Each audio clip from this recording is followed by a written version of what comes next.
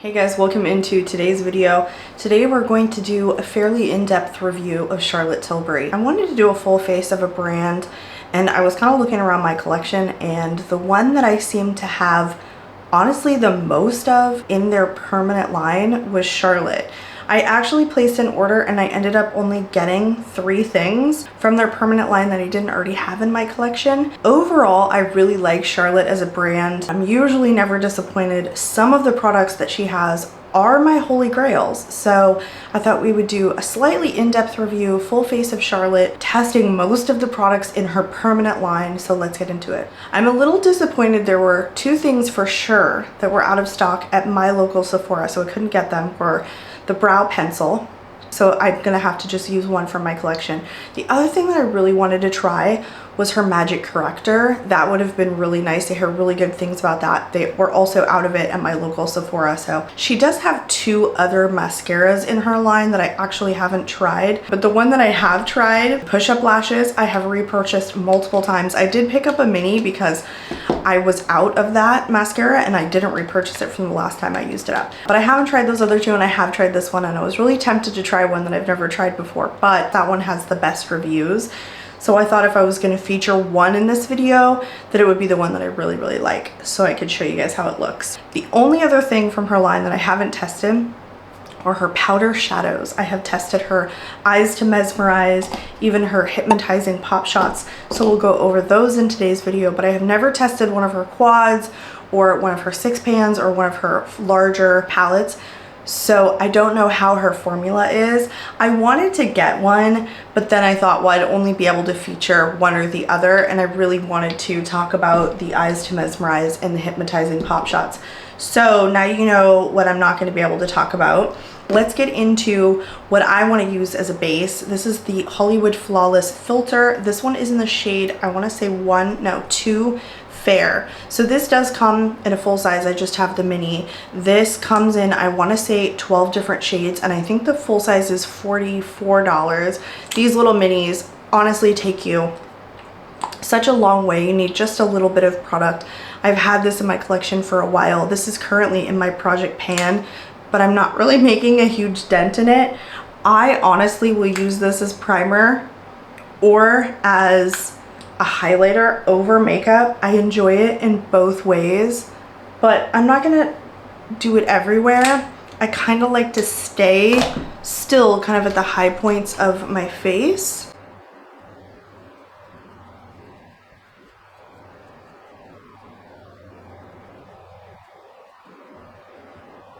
I feel like this product is good for over makeup and below makeup. It's just a kind of product now where I feel like you still need to try this even if you've tested glowy primers, because there's something about this that melts in with the skin in a way that some of my other glowy primers don't. I have tested a ton of different kind of glowy-ish primers and things that I would mix into foundation, but honestly, this still is one of the best. So I think though you could stick with the mini. I think the big one is just too big to have in your collection. I highly recommend, if you haven't tried this, to test out the smaller version. Now, in terms of base products, she has, I think, 3 in her permanent line. One is a lighter coverage. Then she also has the Beautiful Skin foundation that comes in the tube. This one is in the shade 3 Neutral, and I really do like this. I thoroughly enjoy this. When this released, I want to say last year, maybe the year before, there were a lot of really hot and cold opinions. It wasn't like an immediate everybody loved this particular base product. However, I thoroughly enjoyed it. It's supposed to be really hydrating. It says healthy looking skin every day. When Charlotte talks about this, she talks about it being kind of glowy and hydrating. I didn't find it overly hydrating. I think a lot of people even said it was maybe a little bit drying. I thought it was perfect. I thought it was right in the middle for me. When I first tested this, I actually had really dry skin. Now that my skin is oily, I don't know exactly how it would perform on me, but I can tell you that it didn't emphasize or overemphasize a lot of the texture on my face. So I was actually a really big fan of this. when a lot of people weren't. So, but I have tried that many times, and what I'm really into now is like fuller coverage matte foundations. So I really wanted to try this. This is the Airbrush Flawless Foundation. It says it stays all day and all night. I have mine in the shade 3 Neutral, which is actually the same shade as this one right here. So it should work fine for me. This packaging is also super luxe. This and one of the lip products would really be the only thing that I would be testing today that I have not tested before. So I don't know how this particular product is going to perform. This is such a luxe packaging, like just the gold plated, it's just super, super luxe. I am really excited to try this. Like I told you, I'm into much more matte full coverage foundations these days because my skin is much more oily than it used to be just as I continue to age here. This is a lighter weight formula than I thought it was going to be, but it's definitely quite a bit of coverage. I think I'm going to start with one side just from what I picked up on my hand, and I'm going to blend it in with the brush.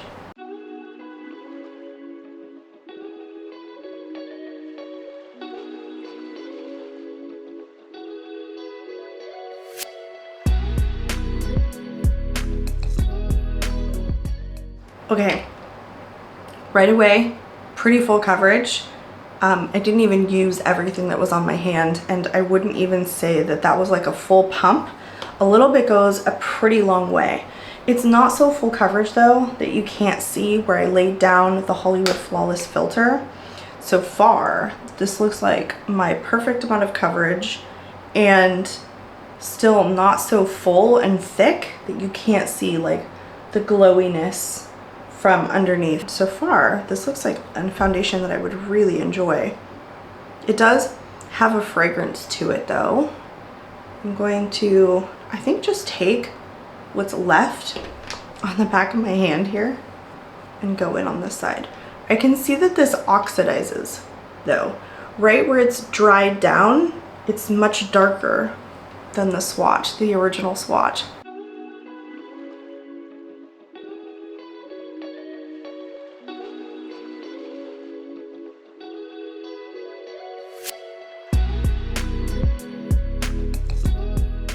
Yes, it definitely oxidizes. Everywhere that it's dried on my hand is darker, and I can even see it oxidizing on my face. So knowing that, I feel like you might want to go down a shade. I would not say that the shade is bad for me, even though it's oxidizing a slight bit. But yeah, I could probably even get away with 2 Neutral. It does have iron oxides in it, which can cause it to oxidize slightly, of course. This does not have alcohol, which I know irritates a lot of people, but it has something called Moss Celtec #1, which helps thoroughly hydrate skin, and Air Cool, which is, they're both trademarked, provides an immediate fresh feel on the skin and helps to reduce the appearance of wrinkles, which is with Replexium. So it is a product that they're infusing in this, and they're calling this kind of like a skincare-ish foundation. So a long-lasting, weightless, hybrid skincare foundation. I am surprised this retails only for $49, which a lot of kind of luxury brand foundations can be in the $60 price range. So I'm a little surprised that this, I think, retails for about as much as the full size of this does. But I imagine they're relatively similar in terms of like the amount of product that comes in it. This has an 18-month shelf life, and the foundation is made in Italy. So far, the scent does not bother me. It may bother some people because it's fairly strong and it does smell a tad perfumey, but it's not the kind of scent that would irritate me. So it's a foundation that I definitely could see myself enjoying, so long as the wear is pretty long lasting. So far it looks really good on the skin. Like, it's just the right amount of coverage personally for me. I feel like, again, not so full coverage. You can't see where I laid down the Hollywood Flawless filter, and I like that, but it's still not taking away from the fact that this is like a more mattifying, long lasting foundation. I want to go into eyes next, and then I'll just throw on my eyebrows. These are the eyes to mesmerize. Some of the more luxe packaging, because they do come in glass jars, same with this and the full size of the Hollywood Flawless filter, whereas some of this other stuff is a little bit chintzy, like the pop shots are a little bit on the cheap side. I have come to thoroughly enjoy them. I have two shades. I have Pillow Talk, which I feel like is pretty darn popular, and then Oyster Pearl, which I feel like might be her most popular shade in these Eyes to Mesmerize. These are slightly pearlescent cream shadows. They dry down though in such a way that's like elegant, and they're still very movable, but they give you enough time to work with them. They don't dry immediately, and so if you kind of blend these in, then they become this like matte, pretty long lasting formula. I do know that if you go in with a heavier layer with these, they tend to like slip around, and so you really just want to blend this in either with your finger or honestly like a more dense brush. Then you can get a decent pigment out of it, but a pretty long lasting formula. They're just not overly emollient anymore. They've kind of melted in with my skin, so they are more long lasting in that way. But again, when I first tried them, I went on with a really heavy layer of them and they slipped off almost immediately. And I thought, well, what's the appeal of these if they don't stay on? How do people really enjoy this product? But yeah, I feel like I do tend to build them up to give myself a little bit more pigmentation, because that's kind of how I like to do my eyeshadow. I'm not as into a one and done as some folks that I feel may use these Eyes to Mesmerize, because they're really good for one and done. I just like them for the longevity and because they're fun and because I think they're also beautiful. But I've been getting more into cream shadows lately. The only thing is I don't use them in the way that they are potentially meant to be used, which again is just kind of that one and done. So yeah, if you kind of just blend it in with a more dense brush, and I'm just using the Rougher 12, which is pretty darn dense, and I've built it up pretty good but blended it in completely, then it doesn't slip around. I think the blend is the big deal because you really want it to get dry on your lid. That is it that I'm going to apply with these Eyes to Mesmerize, because I want to go into these pop shots. Now, these came out, I want to say at the end of 2021 potentially, or beginning of 2022 if I'm not mistaken. I feel like they come in 4 different shades, but they are just single kind of metallic shadows. They have a bit of glitters in them, but they're so fine that they don't look like strong glitter, especially in this one over here. It's almost like a pink glitter inside of a more reddish tone. This one definitely has a bit more glitter. This one here that is more gold, that one is in the shade Sunlit Diamond, and the red one is in the shade Lover's Diamond. I can't tell you which one I prefer more, because this has almost like a yellowish shift to it, which is super flattering. I'm trying to see if it's like focusing on my face or my hand. This almost has like a yellow shift, and this one has like a pinky shift. They're both so beautiful, but this one right here is chunkier than the one in Lover's Diamond. It's just a smoother formula overall, even like touching it, and the glitters are much more refined than they are in Sunlit Diamond. I want to use both of them today. I'm just kind of bringing this shade Oyster Pearl down in the outer corner, which I didn't do. So I actually want to take this one kind of in the like center to outer corner. They are really nicely pigmented. I do really enjoy this formula. Overall, I was not dissatisfied. They're obviously a little bit more on the high price point, and I feel like you can get the same formula elsewhere. You do not, you know, need to get them from Charlotte. But as far as holistically from her line, they're really nice. I liked them immediately when testing them last year. I've never had any issues. They apply great dry with the finger. They're pretty pigmented. They have pretty decent light reflection. I didn't try the more vibrant shades, but she's got, I feel like, a green in here that maybe a lot of people would like. They even have like a little mirror at the top. It's just that this packaging I keyed in on the fact that it's a little bit cheap, kind of right away. It's on the really light side and it's plastic. But you can keep building these on themselves and get more pigment as you continue to build, which sometimes you can't. But these have tremendous base pigment to them, so they really do continue to get more punchy as you continue to build. I'm going to throw on brows really quickly and then we're going to come back, finish the complexion with concealer. So the concealer that I have is the more recent launch. This is the Beautiful Skin Radiant Concealer. Again, I feel like when these launched, because they're both like the Beautiful Skin products in her line, there was a lot of contrast in terms of preference for this, whether they kind of liked or disliked it, and I feel like it was definitely polarizing. I don't think there were as many people that liked it as there were that didn't like it. I personally enjoyed this. One of the things that I really love in a concealer is that it's hydrating, medium coverage and hydrating, and I like a more matte foundation, but under my under eyes I have lines, you know, it's a thinner skin, so I prefer something less full coverage, less mattifying. And a lot of people that I heard in testing this had said that it was too radiant, that it made their under eyes just look glowy, and I don't mind that, but I also didn't notice it either. It was not an overly radiant concealer for me. By contrast, I have some that are extremely glowy, and this one wasn't that for me. So I thought it was a perfectly balanced concealer for what I like.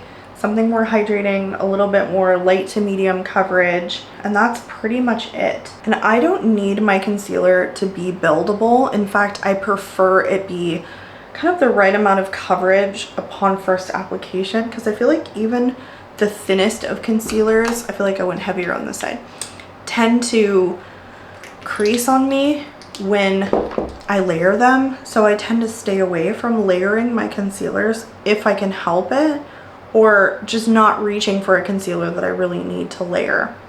See, I feel like it brightened my under eyes. It's light medium coverage. There's maybe like a slight bit of radiance, but by the time I powder my under eyes, the radiance is completely gone. This doesn't become like greasy or slippy on me, so I thoroughly enjoy this. She has another one in her line, but that one I heard really awful things about. I don't think I've ever heard anyone say that they've really loved that. It's the one with like the poof style applicator. She still has it, but it looks like it's maybe just sold as like a set on her website and not necessarily like individually. I didn't peruse it long enough to really know, but haven't heard good things about it, so that's why I really just kind of wanted to talk about this one and not pick up the other one.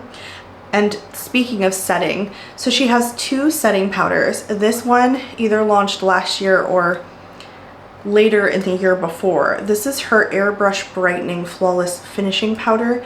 I have mine in the shade fair to medium, so this one is just a fully white powder. I don't find that this is finely milled as her other powder, which I do have here, which is one of my holy grails. I have panned this. I hardly ever pan a product, so the fact that I've panned this tells you something. This doesn't feel as soft or as smoothing as the other powder. Again, just not as finely milled as the other one. What I like this powder for is brightening the under eyes. I don't use this all over the face, just on the under eyes. And so for me, it's kind of a limiting powder and not something I end up reaching for because I can only use it to really brighten, because it's pretty stark white. And I would prefer, me personally, to add something to my face that has a little bit of extra coverage or something not as brightening to the rest of my complexion. So I don't hate this product, but I don't love it. I could live without it. And another thing is, those that are coming in these compacts that, you know, Charlotte is refillable in most of her stuff, these spin around, whereas these ones don't. These being the Airbrush Flawless Finishing Powder, this one is not a removable component, and so a lot of her newer things in the style packaging are. I don't know if I love the fact that it spins around in there. I feel like you could have maybe magnetized it so it stay, because it was like clicked in there. That's my only kind of gripe with that. But I love this for all over the complexion. This one is in the shade 1 Fair. This is one of those products that I feel like everybody could get along with. It's one of the more finely milled powders in my entire collection that I've ever tried. It offers a bit of extra coverage, and also like, because it's so finely milled and not like an overly drying formula, I was loving this powder when I had super dry skin. And I think it's super beautiful even with oily skin. It's not your maybe most mattifying powder, but for everything else that it is, extremely lightweight, super finely milled, and I feel like works on a variety of skin tones. I think it's really good. This is a staple in my collection. Moving on into more base products, I have so many that I have tried, and I don't know if I'm going to be able to try everything today. But of course, she is famous for her beauty wands, so I pretty much have all of them.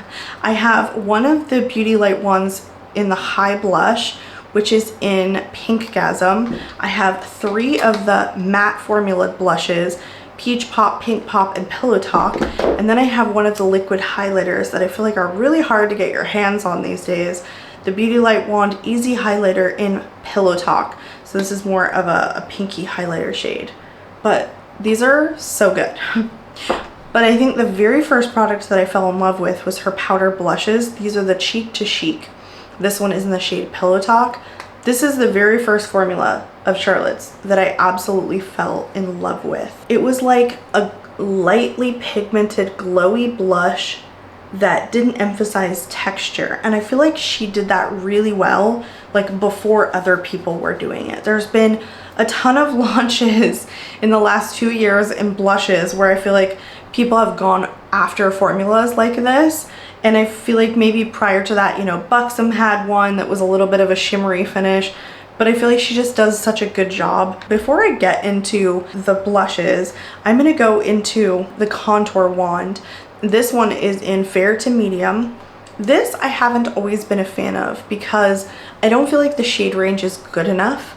I feel like there are times where this can tend to look a little bit muddy on me. It's a pretty dark contour shade for fair skin, and I just don't think you should be making contour products for fair to medium skin tones. I feel like this should have more gray pigmentation in it, and I'm going to, I think, just kind of one single dot, and I'm just gonna do the cheeks. This is also in my project pan currently because I feel like there's not a ton of product left in there. I'm just going to kind of blend this in pretty lightly because there are some other like bronzer products that I want to use on top of it. So if I go in really lightly, it's nice, but there are some times where I feel like, oh, it's a little dark. So you have to see, here we go. I feel like you have to prepare yourself.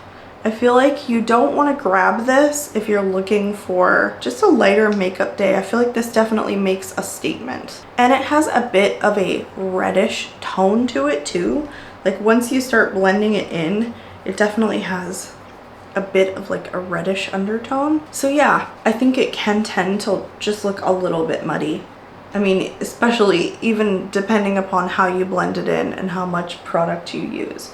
So this is not my favorite product from her, and I have said that for many years at this point, even on my channel and kind of any time I've been talking about this product. So I feel like e.l.f.'s contour wands, they're much better shade matched for fair skin tones. So I would recommend those just because they have a little bit more gray in them if you're looking for a wand styled contour. But I also do have one of her. These are the Film Star Bronze and Glows. This one is just a mini, but this is her powder bronzer formula, and then I have a powder highlighter here. I don't want to use this powder highlighter because I have another powder highlighter that I would prefer to use over this one. This one's more just on the lighter, very, very thin, beautiful, like natural looking highlight side, and it's beautiful. I just want to use her individual highlighter formula. So I want to take the other side, the sculpt side. This one's a pretty light bronzy shade and just kind of set this contour wand down. Now this is such a beautiful, like neutral, like her bronzer formula, honestly, so good. It's perfectly toned, it's very finely milled, it's super soft, it's not complicated. So I highly recommend her bronzer formula. In fact, if you like these little duos, I think these are really good for travel in the mini size. She just launched her Film Star, I don't know, the Cheeky something, where it comes with a blush and a highlighter in it. I didn't pick that up. She just had a new release on an eyeshadow palette as well, and they released at the same time. Not something I'm interested in trying, honestly. I have so many of her other products and I'm so satisfied with a lot of the cheek products that I have that I just didn't feel like I needed to pick that up. For the cheek products, I want to go with one of her Beauty Light Wands in the High Blush in Pinkgasm, just because it's been a while since I've reached for this. I have not been the biggest fan of these. These were super viral long before the matte wands came out. People really liked this because it was so shimmery and metallic while being so pigmented and easily blended into the skin, and it like melted into the skin. These are really good formulas. I don't feel like anyone has matched these that has come out with a dupe. Tarte has done some, e.l.f. has done some, but I think Charlotte still has the superior formula. However, I was not a fan of these when I tested them for the first time many years ago because I didn't like how much they emphasized the texture on my cheeks. I have since kind of changed my blush preference. I think at that time I was much more into a matter blush than I am these days, and I don't mind it emphasizing texture as much anymore as I used to be. However, I still feel like if you do not like to have a really shimmery cheek, then the matte beauty wands, which just won Allure Best of Beauty for 2023, are really the way to go because they're the same great formula without being shimmery. And I feel like they were such a great addition to her line. You really just can't deny that they were needed. So I did it just kind of in the backs because I want to pop the cheek to chic on the apples in my cheeks. It's still pretty darn glowy. Not a whole lot of base pigment. I'm going to be glowing to the gods, which is basically Charlotte's thing. The more glow, the better, I feel like, with Charlotte. That's what she likes. I would even go in for a deeper shade than Pillow Talk in these cheek to cheeks because the more that you get the center of the product, the lighter the pigmentation. And so sometimes I end up picking up more of that, and it's just a little bit gray leaning, and I would prefer less gray and more pigmentation, more like real base pigment. But yeah, shades that are a little bit more mauve-y on fair skin, I feel like can have a tendency, if they have too much shimmer, to be on that gray side. So huge fan of the matte wands. Overall, those are my favorite. Now I want to take one of her other bronzer formulas, which, by the way, I feel like no one has a comparable product. Would not have put it in this gigantic package, but this is her Beautiful Skin Sun-Kissed Glow Bronzer. This one is in the shade One Fair. It's essentially like a putty formula. So she did something very different that a lot of other companies weren't doing, which is this like almost putty cream formula. So much less emollient, much more putty. And by putty, I mean it's on the drier side. A lot of cream bronzers tend to have quite a bit of emollients to them, whereas this is like a truly putty formula that's a pretty matte finish. I have some blushes that are performed like this, but no one who has done a bronzer so far that I have tried that it's a comparable formula. I feel like I have used this product pretty exclusively with the bottom part of a sponge, but I'm taking a pretty fluffy brush and it picks up just fine.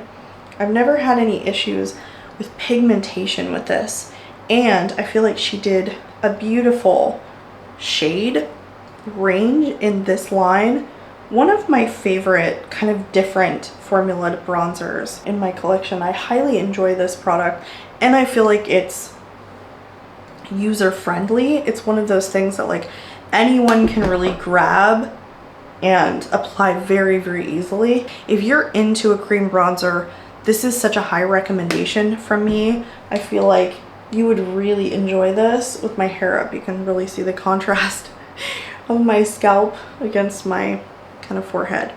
And I feel like this bronzer is super smoothing too. It just has like a siliconeiness about it that it kind of like fills in texture on your face. I really enjoy it. See, I can see so much texture on my cheeks from those blushes. This is why I have never been like a huge fan of her high blushes. They're just, honestly, like, it's so much texture. It's so much more than I'm used to when looking at my cheeks. And I don't think a lot of people had that complaint, that it just really emphasized their texture, but she does shine with pigmentation really well. All right, let's go into highlighter. So this is the Easy Highlighter in Pillow Talk, which is a pinker shade, which will, I think, be beautiful and perfect on top of this blush. And I'm just gonna tap it in with my finger. These products basically melt into the skin and into each other really, really nicely. I am shining though. I'm shiny, shiny, shiny. This formula, honestly, again, just really superior, easily movable, gives you time to work with it, dries down though, doesn't remain sticky. So I can see why those are really popular. Truly, truly a good formula. On the other side, I want to go into her Glow Glide Face Architect Highlighter in Moonlit Glow, just to kind of show you guys also how elegant this can be. This is less on the natural side and more punchy, but again, still a really beautiful, like, smooth formula. And if you're not into liquid highlighters, this is also a really, really good one. She did a good job on that one as well, and I feel like that also launched last year or year before. Now for mascara, this is the one that I've always loved. This is her Pillow Talk Push-Up Lashes. I have had multiples of the full size and fell in love with this in a little tester that I got from Sephora on the free products, and then couldn't stop buying it for a hot minute. I have since shifted away from this and have found other ones, but I'm always into finding some of the best mascaras I can out in the market, and then I get really addicted to trying new ones, like on and off again.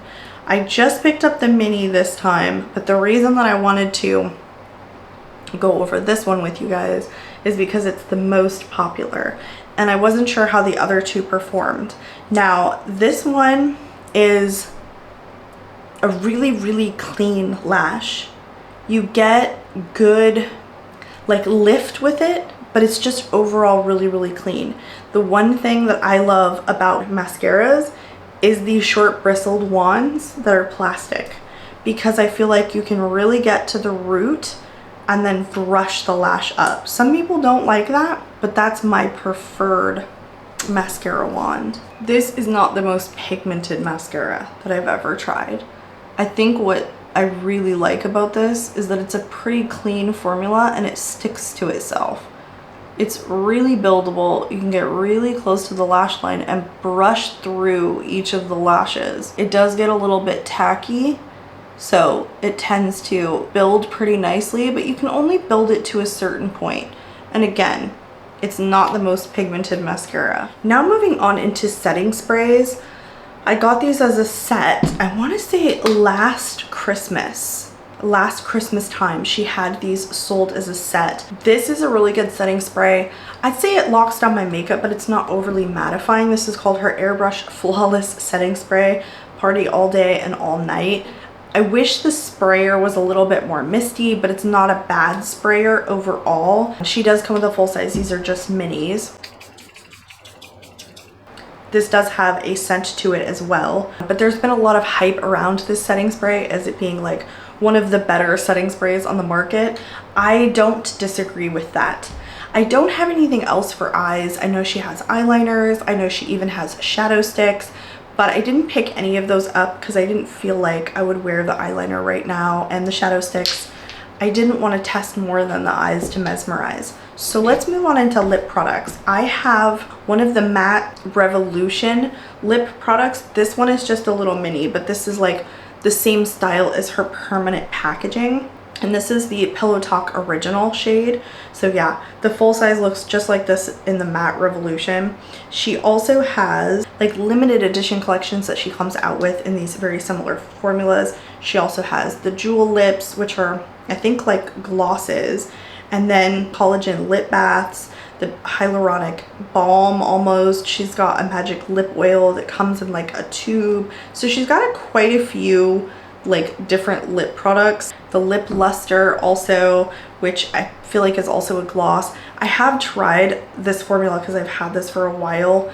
Such a beautiful matte formula. I just did a lip product declutter that may or may not go up before this video, but I have kept this through many declutters. It's one of my better matte formulas, like not drying, like you can genuinely wear this on its own and it doesn't emphasize your lip lines, so I thoroughly enjoy that. But I also have one of her lip blurs. This one is in Rose Blur.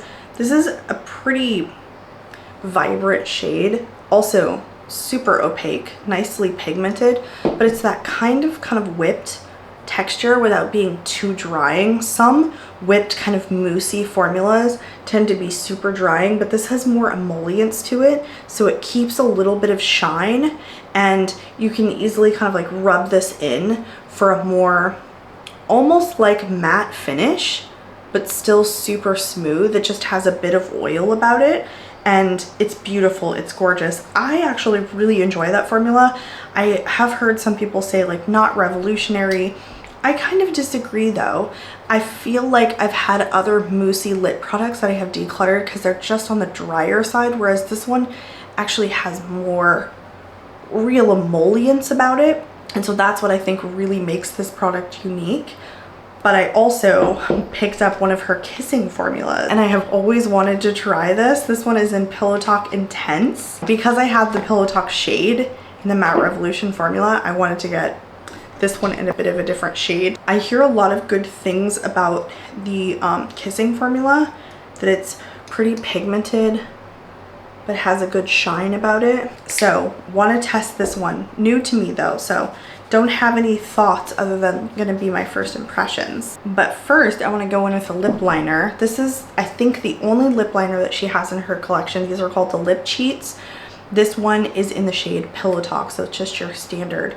And I feel like this came, again, kind of in a holiday set that I ended up getting at Sephora. So that's how I managed to get like the two little minis. It's a pretty creamy formula overall. I feel like you could even just line your lips with this and fill it in and it would be fine. It's a lighter shade than Pillow Talk Intense, but I thought we could like mix these two together. I feel like the kissing formula is okay. It's on the stickier side, like the tackier side, so it's not the most high shine. I feel like the Lip Cheats are really good though. If you want a creamier formula that's pretty long lasting that you could use to fill in your full lips, it's really nice. Not all of my lip liners will do that. Not all of them will allow me to really just fill in my whole lips without being maybe more on the drier side, because they're meant to be a little bit more long lasting, whereas I feel like this one serves for both. The kissing formula is nice. I could see this being a longer lasting formula because it's a bit tacky, but it's not sticky, if that makes sense. I just don't know that this is a revolutionary formula the way that I feel like her Matte Revolution is really good, because not a lot of companies can do a really good non-drying, non-lip line enhancing matte formula. I feel like a lot of companies can do cream pretty well. So I don't know if I'm overall finding that like completely a unique product in my collection. But that was everything that I had, you guys. I really hope you enjoyed today's video. I would love to hear in the comments what products you've tried from her line, what you like, what you dislike. If you're not currently subscribed, I would love for you guys to subscribe. I'm out of here, and I hope to catch you all in my next video. Bye guys.